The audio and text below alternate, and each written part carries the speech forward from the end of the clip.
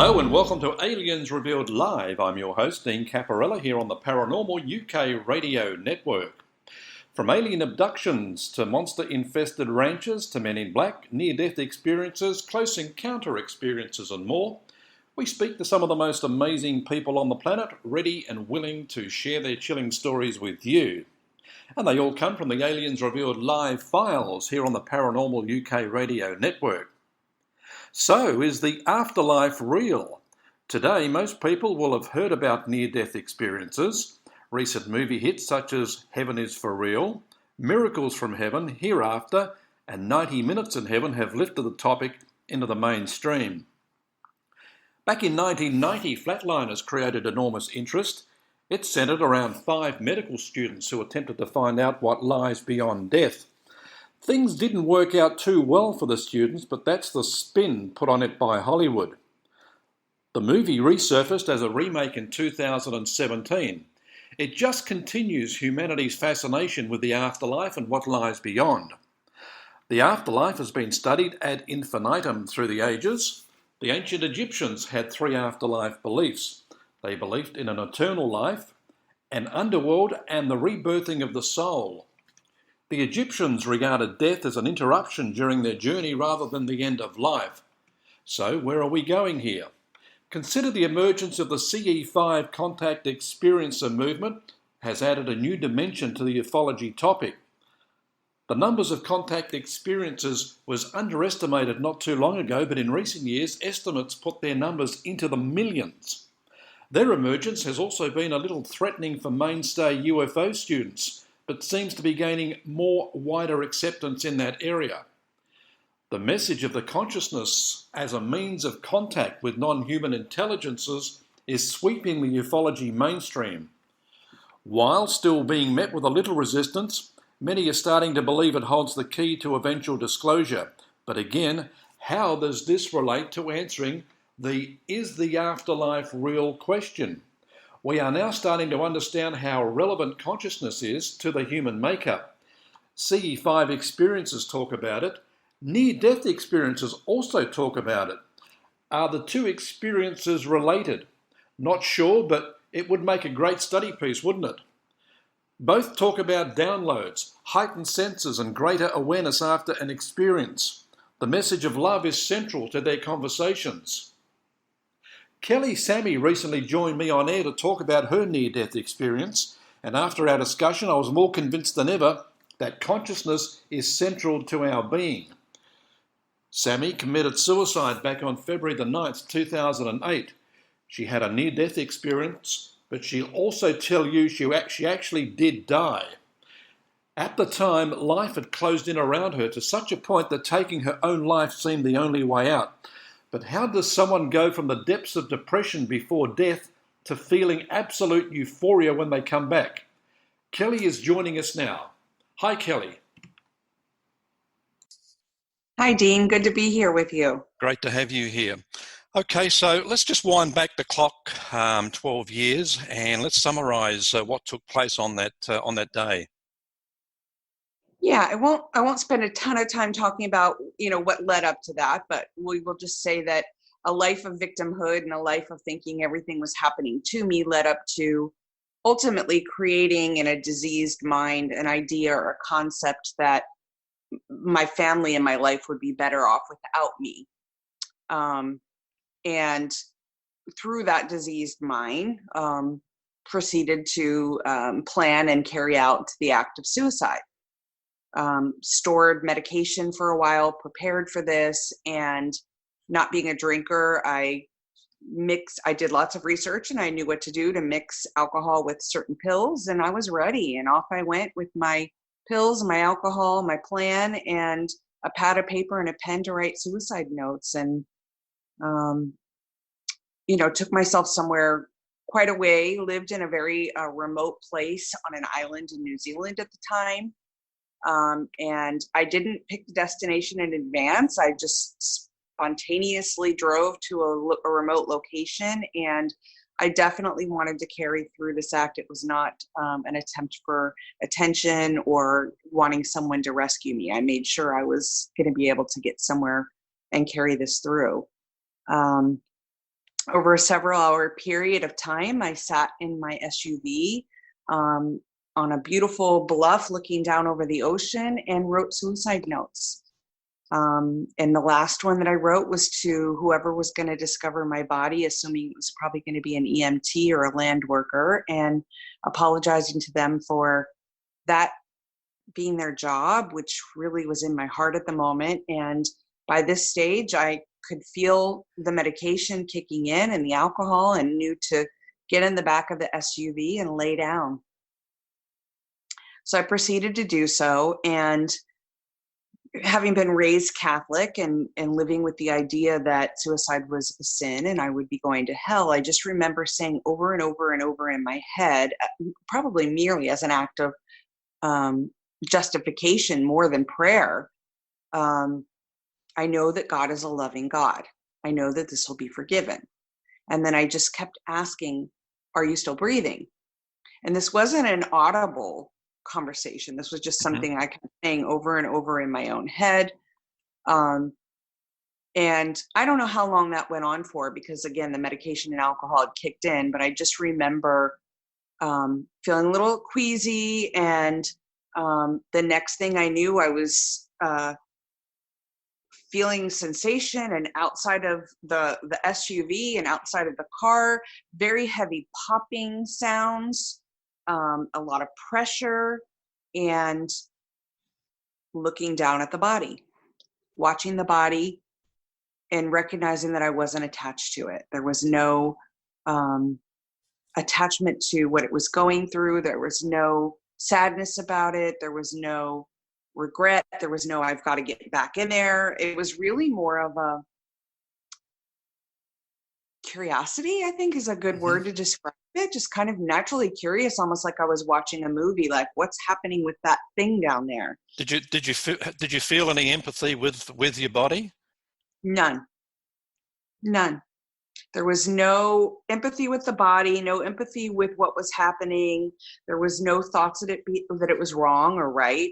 There was no, I want to get back in there. There was no, where am I going next? Like there wasn't, it was just kind of witnessing or watching is how I would describe it, with the realization that I was no longer in a body. I was an energy, and really no curiosity about that either, which to this day I know is because now I understand that we do that all the time. We just have no recollection that we're doing that.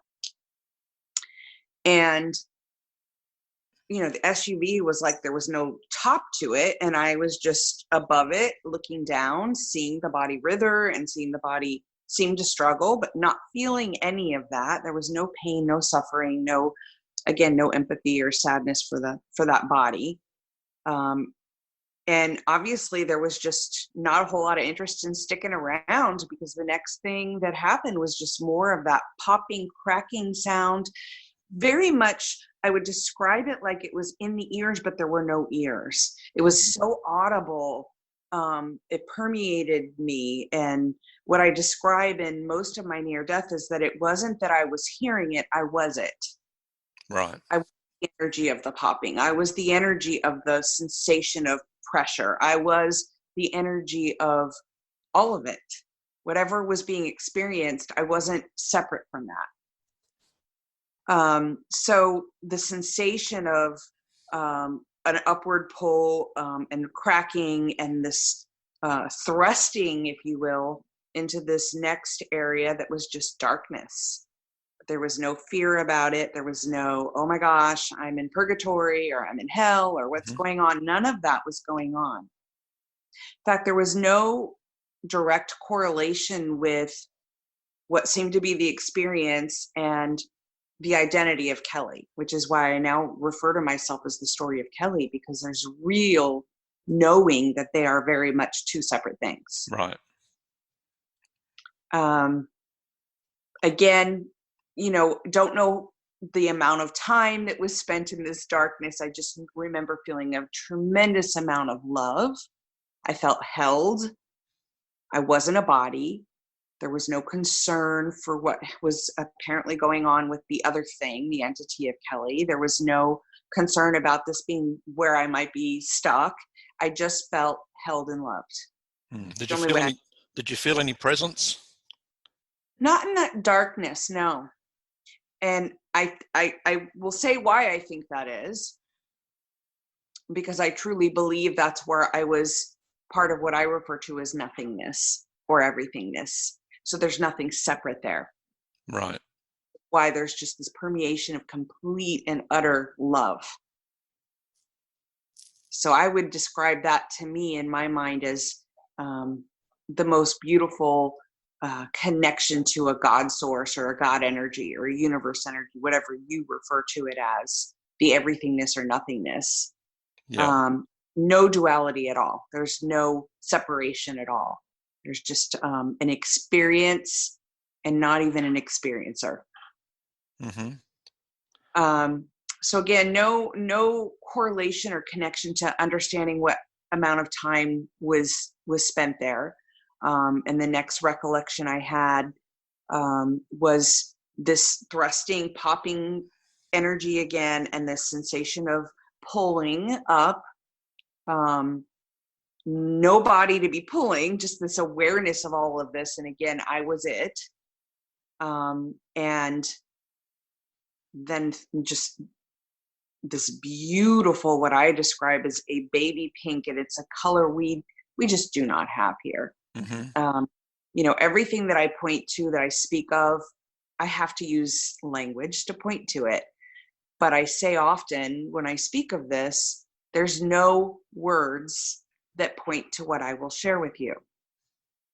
Right. So it's kind of like clanging about with this clunky ability we have to communicate, where if telepathically I could just show you, would be more in alignment to what I now recognize. Mm-hmm.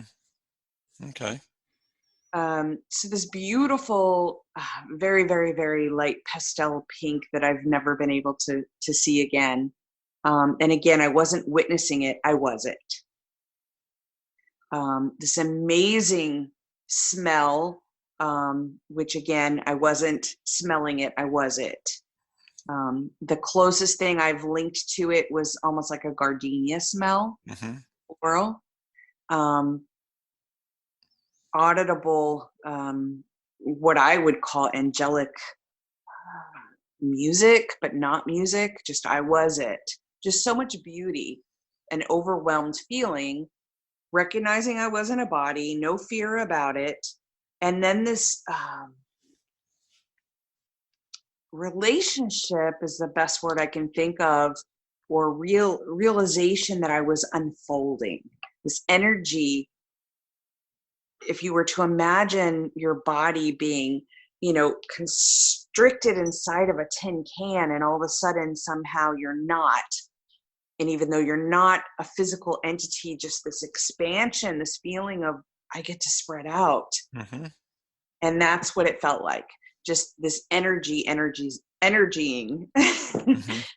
so prolifically. Wow. Yeah.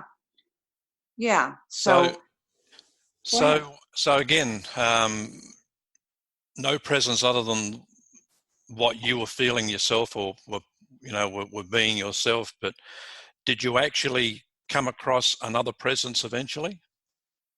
Yeah. So again, no real understanding of how long I was in this space. I did start to recognize that just by, again, words challenging, thinking the thought. There was no thinker.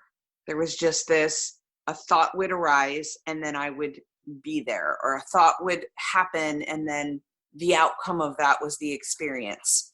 So in some way, again, I correlate this to when we're not in ego, when we're not in a conscious state, this is a very normal pattern and rhythm for us to do. And I think that aspect or energy knew that. And so it didn't take time to understand how to manipulate or work with the energy of itself. Is the Right. best way to describe it. And there was just this knowing that there was more to happen here. The next thing I realized was a sensation of that. There's more to happen here. And I see off what I would call in a distance. Again, words are so hard, but it wasn't separate from me, but in this moment appeared separate, and I now know it to be Archangel Gabriel. And I just had this knowing that that's where I was to go, to follow. And so that's what happens. Just this energy of movement without any body to move, because I never presented in any form to myself in this experience at all. There was never a body for me. I was just the pink or the smell or the sound. Yeah. In the gentle waving of Gabriel, which I knew was follow, there was just following happening. There wasn't an identity that was following. I'll pause in case you have questions there. Yeah. No, I was just going to say, so no communication going on at that time, even telepathically? No, I mean, like I said, just the knowing to follow, and that was all that needed to happen. It was a knowing. It wasn't, conversation. I had many experiences. I've spoken with about a lot of them in my near-death video series. But with this particular portion, if you will, there wasn't a dialogue. There wasn't it was just come.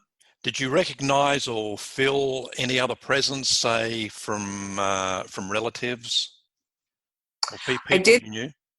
Yeah, I did have that experience. I would say further on in the dialogue, and I don't ever go back and watch my near-death experience, and a lot has happened since then. So I will preface this by saying some of this is stuff that's happened since, and some of it is stuff that happened then.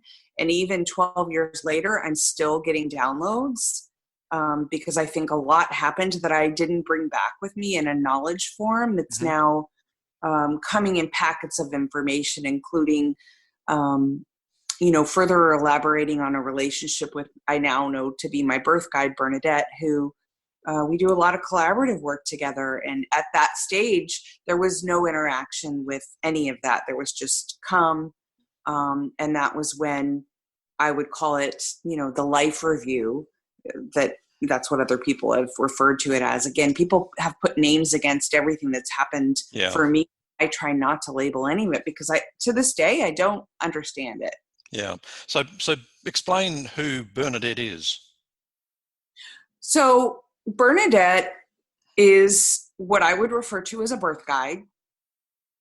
What I find really interesting, because Kelly is not who Kelly was before this experience. I lived a life, 38 years of victimhood. And after this, I've just trusted life. I find that I don't ask questions. And I know that may sound weird to people who might be watching this, or even my audience that's been following me for 12 years. Like, I would be asking questions all the time. And I'm like, no, you come back with such a level of trust that all of the inquiry just falls away. You just say, if I'm supposed to know that, it's going to arise. So what I find interesting is literally in a recent interview, some questions came up that caused me to ask questions I haven't asked, which then opened Bernadette up to sharing more about our relationship, which I find fascinating. And part of that is what leads us, I think, to have this conversation, which is there's a bigger connection here to what I would call the light council. There is definitely some correlation with, I don't like using this word, but alien, other beings, other presence. And yet there's still not this, I've got to stay up all night and understand this thing going on, which it's still curious to me because it feels like I'm so removed from this thing. Like the old Kelly would be asking all these questions, but this thing that's driving this is just like, well, if I'm supposed to know, it'll come through. Yeah. Is a birth guide something or someone that everyone has? Yeah. So we each are, before we incarnate, for lack of a better word, into a physical body, or we believe ourselves to be the incarnate. We do have a soul plan. We have a plan of the things, the experiences that we wish to engage in when we think we're the separate energy or body. And we very much get to help plan that. What I was shown is that it's not a classroom. We're not here because we're being punished. We're not here to work through old karma or old ancestral muck. Those are all beliefs and conditioning that we have been taught. And the reality is it's all experience. If I am all of this, which I am, and I experience that in that darkness, how can I know any of it individually? Mm-hmm. And so the incarnation is just, I want to experience what it feels like to have an arm. I want to experience what it feels like to know love. Well, to have that as a mirror, being all of it, I need a dualistic component to see myself doing that, right? Because if you have a mirror saying, who am I? Well, it can't experience itself. So it needs something else for that experience. And that's what the incarnate, or the belief of the incarnate, is. And so these birth guides are part of that everythingness, but in that identity of wanting to be a separate self, we have these guides that we choose, that I call experts. If you were going through a divorce and you needed a divorce lawyer, you would get a divorce lawyer, right? That's what you would look up in the phone book. And we have different guides that come into our experience, our soul plan or our soul map, at different times throughout our incarnation, and they are experts in that area. For whatever reason, we're all assigned a birth guide. But some folks, I find their birth guides are very inactive in their lives because they have so many experiential guides. Right. For me, Bernadette always agreed to come through at this time and really guide me in this experience. Mm-hmm. So we're very connected. Yeah. I'm just trying to think if there's a comparison to make with a birth guide. Is it something like we call intuition?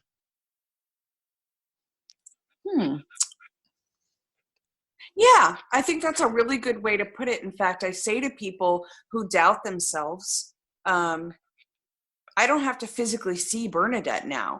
After my experience, in fact, when I was in the emergency room after all of this had happened, the first time she came through, she was very much a physical presence for me. And I needed that because I thought that I had damaged my brain. And so for her to be that connected to me, I needed to see something physical, because if I had just expected myself to hear an intuitive thought of, you're okay, I don't think I would have trusted it. So she very much presented to me in a physical way. But yes, those of us who have intuition or have aha moments, or something seems to be trying to divert our attention, if there's like a car accident, very much a guide intervention. Yep. Okay. Just before we look at your life since, you talked about a life review. What was all that about? What did that tell you? Yeah, it was really interesting because, again, growing up Catholic, I didn't watch near-death experience videos. I didn't have any understanding of what other people had been through. Of course, I had heard of people having what I would refer to as a near-death, and I think I was maybe even a little skeptical. Believed in a God, for sure. So when this life review happened, I didn't know what to expect, but I later found out that some people have had very different versions of what I had. Mine was 38 years of experience that seemed to flicker in 30 seconds. I mean, it was really fast. The review was just seconds. And I knew intuitively, wow, we live in a dense environment where everything feels really long from a time perspective. But that's not the reality. The reality is this is seconds. And that life review was just a flicker of some of those experiences.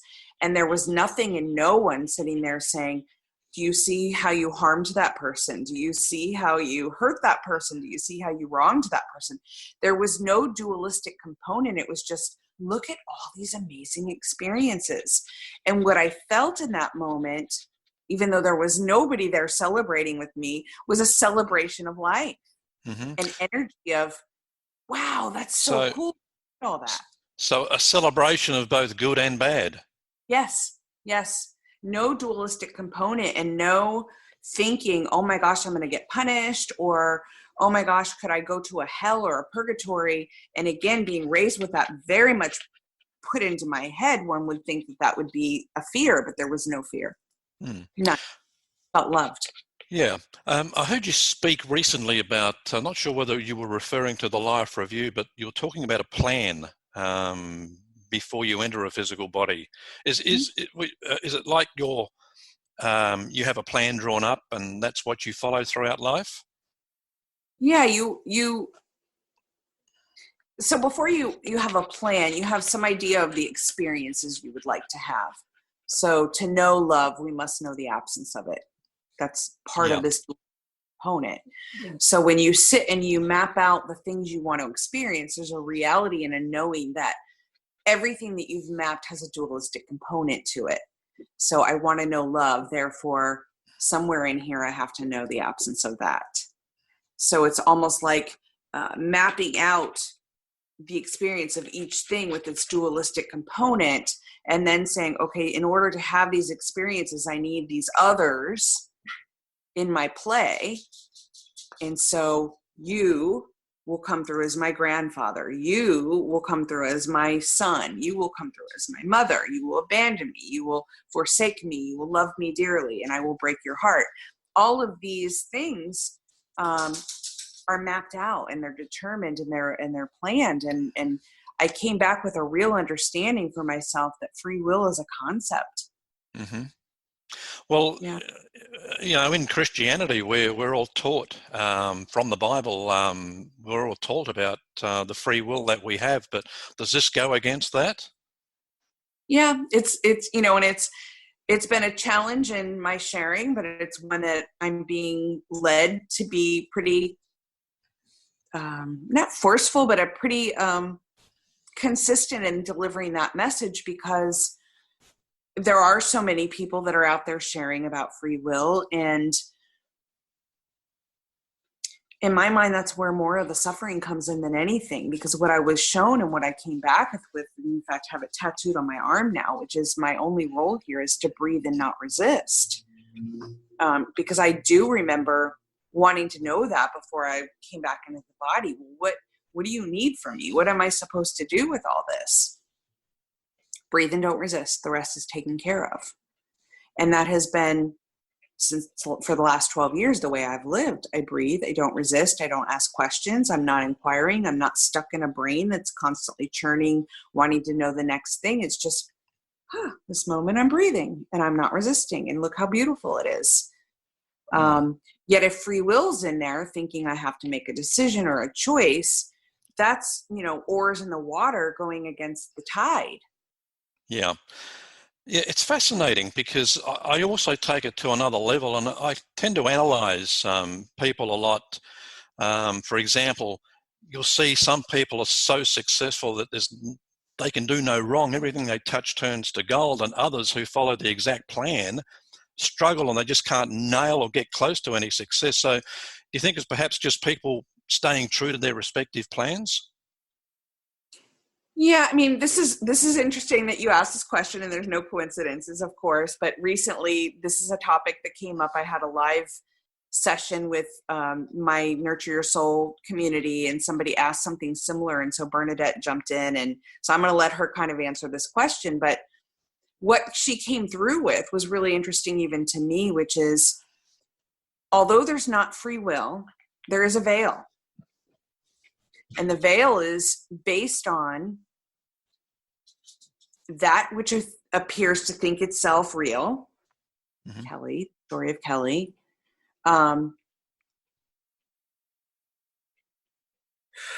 Leaning, for lack of a better word, towards what one might believe is the world happening to her versus for her. Right. So although we're not making a choice, remember, if there is a for you, there's a to you, because duality creates that, right? Mm-hmm. If there is this component, there always has to be this component, which tells me it's not true. Because if there's duality, it's not truth. And I've yet to find anything that doesn't have a dualistic component, which tells me none of this is true. That's a different topic.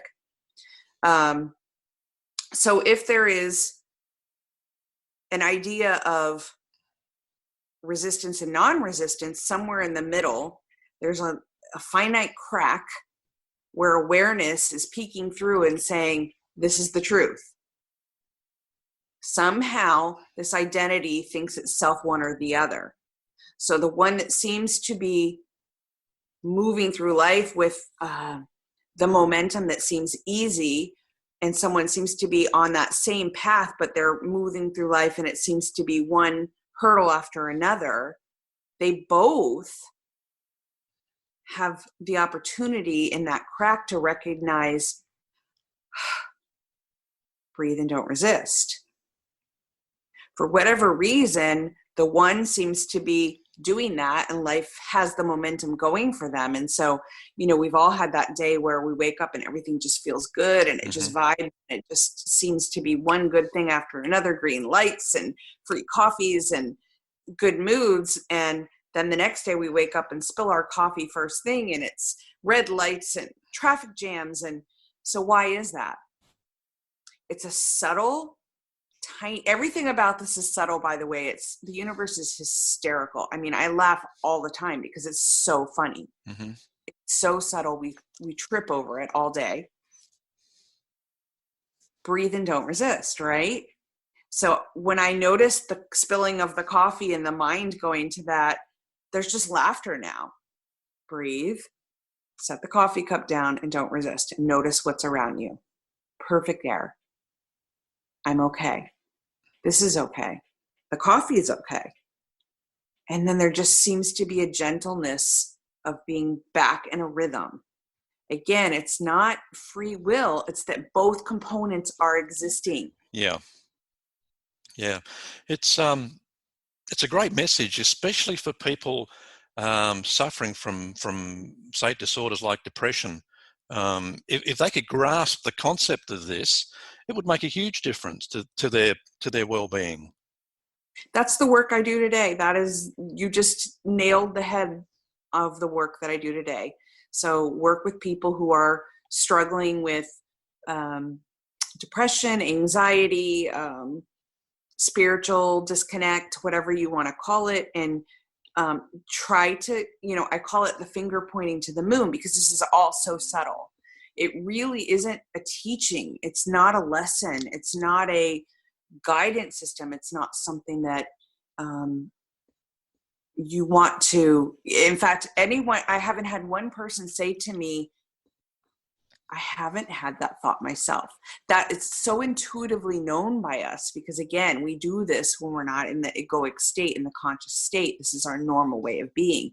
So it's our true divine nature that we just seem to forget when we wake up. So we overcomplicate it is the problem. We overcomplicate it, and the depression is, I've forgotten who I am. Right. Return to self. It's a return to the self. Yeah. Kelly, talk about your adjustment back to life when you returned to your body. Was it a tough one? Yeah, I mean, the first couple of weeks, I'm not going to lie, it was a little scary. I mean, I had moments of pure euphoria and bliss. That was most of what I was experiencing. I couldn't be still. The molecular awareness was so high that if I sat and looked at anything, I just saw moving atoms. I felt like I was going to fall through the couch, or I felt like I was going to be pulled up into the ceiling, because anything I even put my focus on became movement.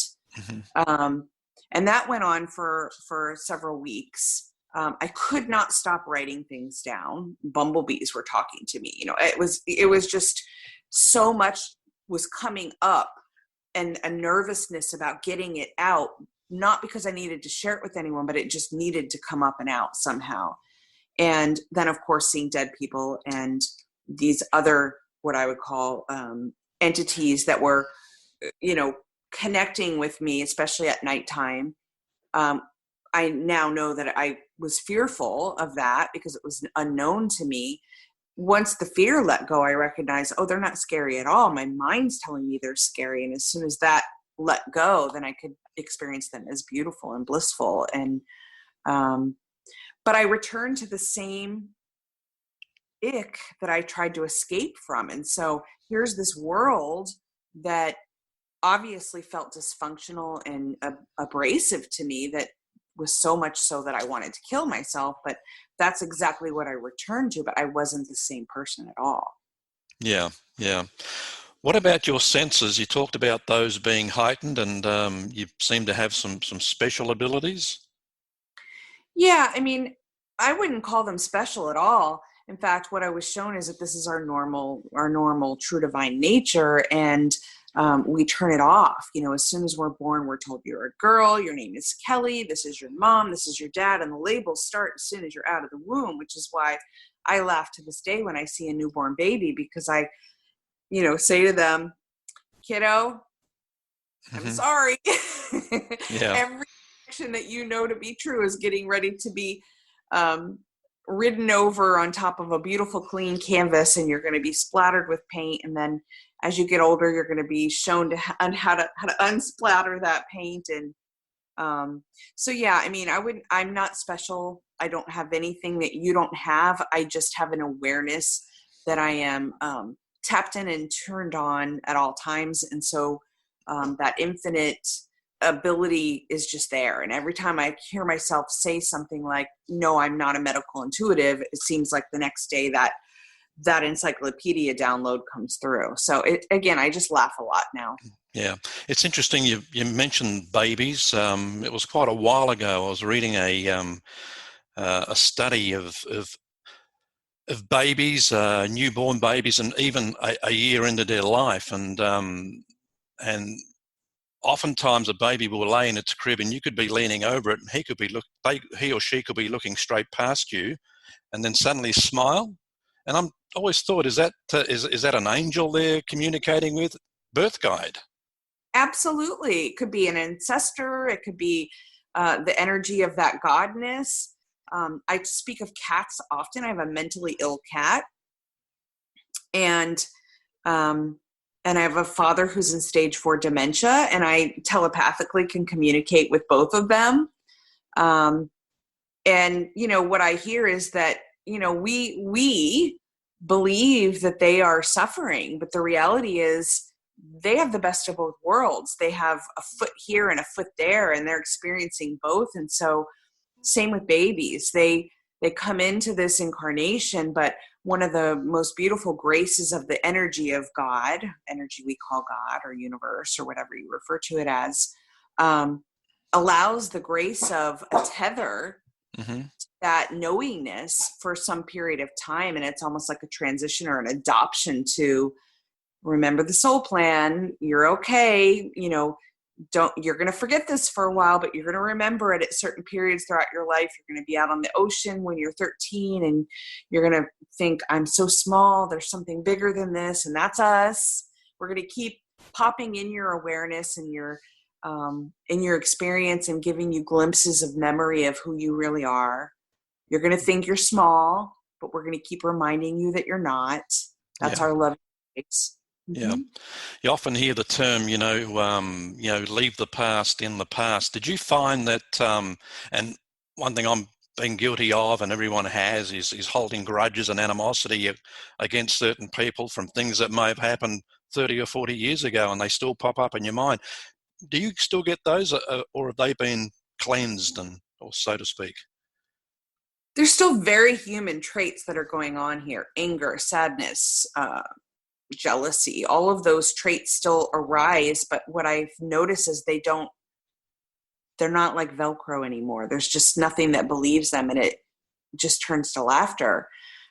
Because again, the story of Kelly, or the character of Kelly, is still very much present, but there's this a deeper awareness or deeper knowingness that is just watching and saying, oh, look at you, you cutie, you're out there having a jealousy experience. Woohoo, that's fun. There's no that's right, wrong, good, bad. but there seems to be a compassionate energy behind it that's like, all right, sweetheart, you've lost your way. Come back in my arms. Let's remember who you are. And so it doesn't stick around. So those that have harmed, very much a cleansing experience. But even to this day, there's, childhood wound stuff that I'm clearing, not because I feel it on the surface, but I feel it in the subconscious. Mm-hmm. And so that part of the mind is the one that's the trickery, the one that wants to tell the story. We call it the ego, which isn't a bad thing. We think we're supposed to kill it. We're not. We're supposed to make peace and love it and invite it on the journey. And then those traumas and those things we believe ourselves to have been through can let go and release. Yeah.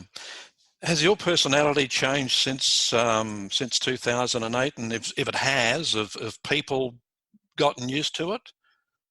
Yeah, I mean, my sister, probably within a day or so, I just killed myself. I'm in the hospital. I'm in New Zealand. My whole family's back here in the US. And I get to talk to my sister the next day, and I was just in pure euphoria.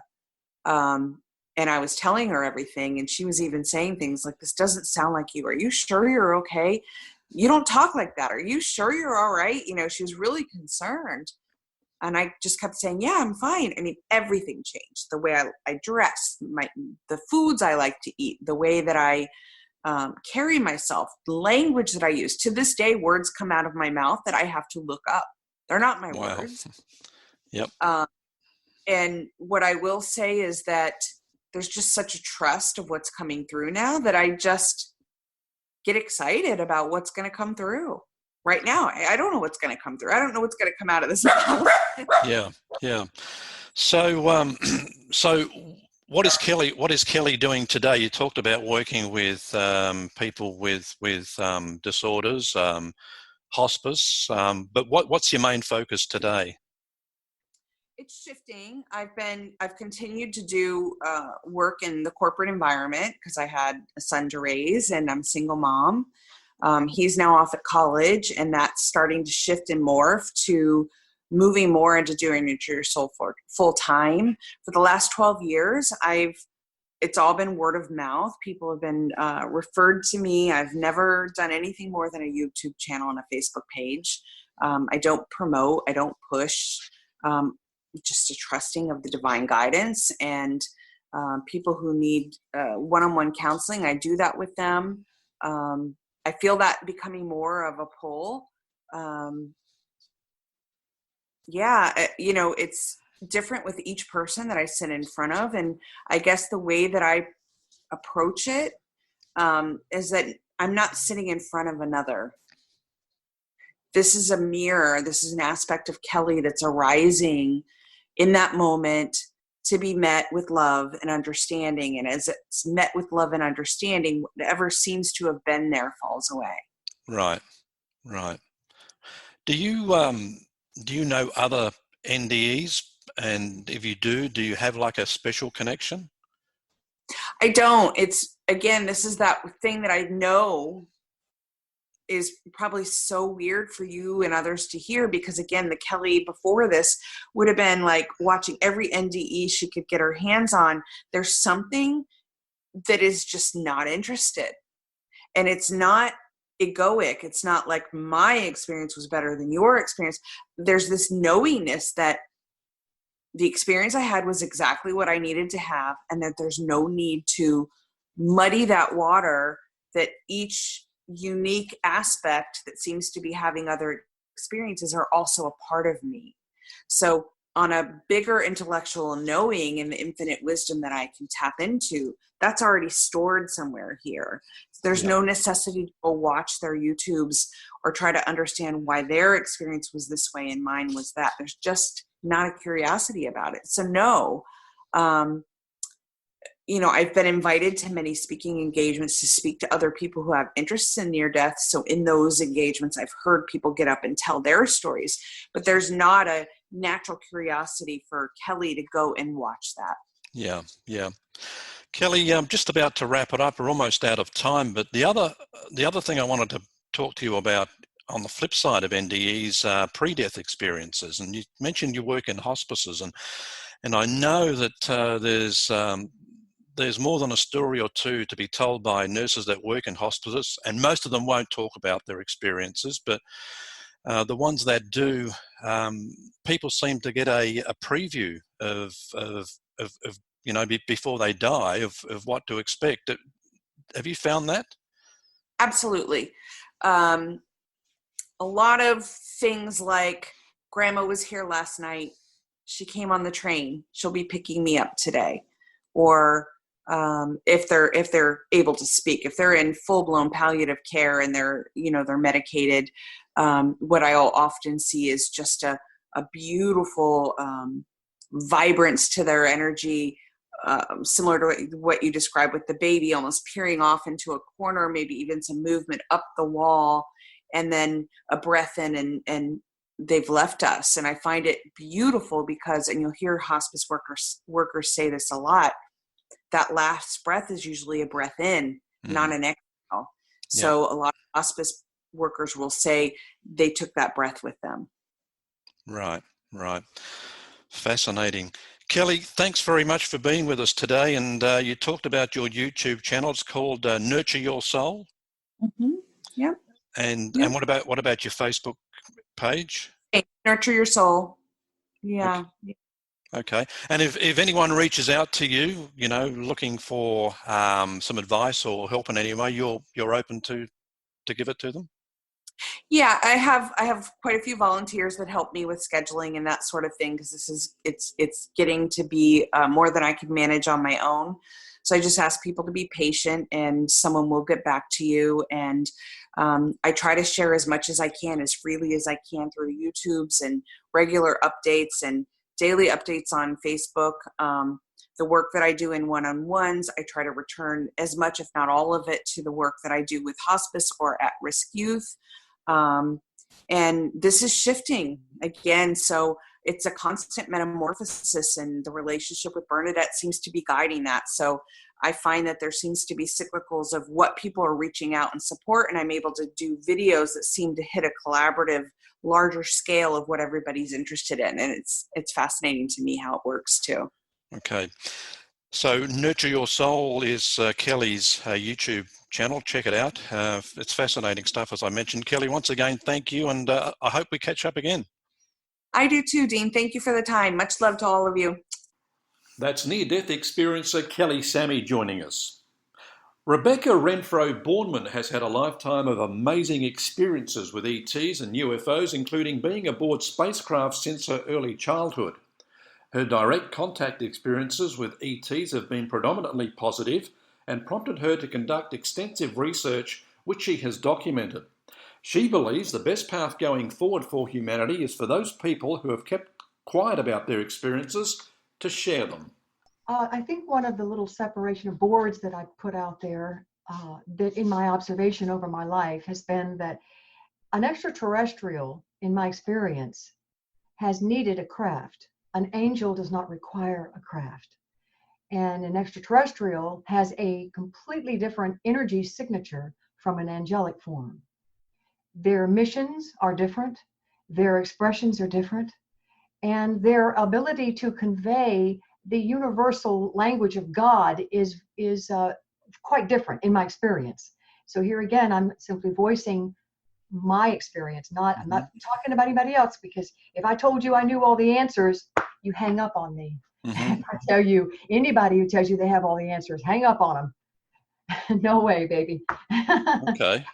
That's a small part of the list I've seen, just those three predominant ones to share with you. Angels have a sense of presence that is so overwhelmingly peaceful and joyful. They can come out of their light form and form into frame like humans and take on a form. And I know that there are similarities between what the extraterrestrial realm can do, but those are just a few of the things I've noticed. Yep. Okay. Sent you. Were they working together? Do they cross paths with each other? Not that I've seen, but I will relate one experience. I know it's going to sound religious, but I'm going to relate it anyway. No, go ahead. Okay, all right. My contact throughout my life was a very tall, they're between 6 to 8 feet tall. I call them the golden ones. They are closer to what you would refer to, if you could see the drawing, as a extra large gray, because of the way it was formed, but the skin was golden and beautiful. And my contact, I'll just speak it out, had wanted me to attend a particular conference, an alliance conference of some kind, which I was not familiar with or understood it until recently. That as a result, I believe his life was taken and killed. He was given an injection with what we have the equivalent of what we call cancer. Mm-hmm. And he came to see me prior to his passing and told me not to cry, and that he was grateful for the creativity and the experience of learning that he had observed and gained from interaction with me throughout his life. And this was 2016, approximately 3:30 in the afternoon at the home where I lived. I would get home from school. I would always get ready to take a nap, and he shows up. And of course I could see that he was completely, how do I put it? He looked very much like a dried up elephant. Wow. That's how the body looked. And so I started crying immediately, knowing something was wrong. And he said, I know who Jesus Christ is. I know where I'm going. And thank you. And a quantum window opened on the side of my wall, and he stepped through it. I call it a quantum window because I really have no other reference to it but to call it that. That seems to be a good phrase after all my study within science and reading to try to catch up to things I am not capable of explaining. That's Rebecca Renfro Bourneman. Her story is one of the most fascinating I've had the privilege to present. She joins us on next week's episode of the Aliens Revealed Live Files. Well, thanks for being with us. Don't forget to check out our site at arlhub.com. That's arlhub.com. And as always, keep looking upwards and take care.